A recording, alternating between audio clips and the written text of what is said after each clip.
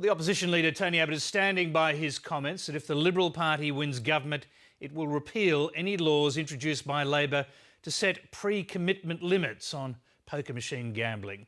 Independent MP Andrew Wilkie and Senator Nick Xenophon are hopeful that Mr Abbott will change his mind and say the opposition leader is turning his back on tens of thousands of pokie addicts. John Stewart reports. The club's pokies campaign was in full swing last night at Campbelltown RSL in southwestern Sydney.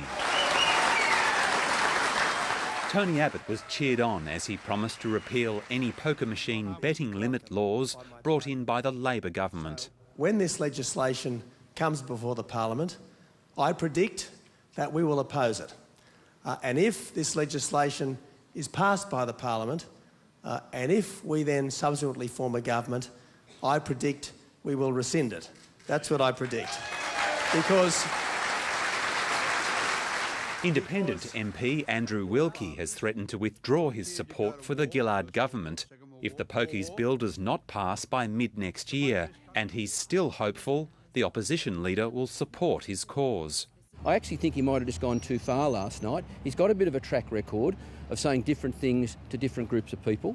And maybe in the heat of the moment last night, in an orchestrated rally by the poker machine industry, you know, I'm hoping he went a bit further than he intended to go. But today, Tony Abbott showed no sign of backing away. if it comes before us, we will resolve to oppose it in opposition and rescind it in government. Well, heavens above, Tony Abbott saying no to something. Who'd have thought? Look, I'm unsurprised, you know, any proposition that's ever put in the public policy debate, Tony Abbott says no. Independent Senator Nick Xenophon says Tony Abbott is turning his back on pokie addicts. If Tony Abbott walks away from these reforms, if he seeks to destroy reforms based on Productivity Commission recommendations, effectively you're abandoning hundreds of thousands of Australians whose lives have been ruined by poker machine addiction. Under the proposal being considered by the Labor government, mandatory pre-commitment cards would only be used on high-intensity poker machines, where gamblers can lose money more quickly. Those using $1 machines would not need a betting limit card. But Tony Abbott says that any limits set on gambling need to be voluntary, not compulsory. The solution to this problem, it's more counselling, perhaps it's more voluntary pre-commitment, certainly it's better regulation of online gambling, which is the dark cave to which problem gamblers will go. Tony Abbott's proposal to destroy these reforms and instead put more money into gambling counselling is a bit like saying, let's get rid of speed limits on our roads but fund the funerals really well. Last month, Channel 9's rugby league commentary team criticised the Labor government's plans to limit pokie gambling.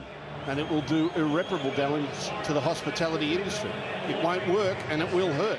The Communications and Media Authority is investigating whether the comments were political and whether the network should have acknowledged who wrote and authorised the message. At first, Channel 9 said the commentators were expressing their own views, but Ray Warren later admitted the direction came from Channel 9 management.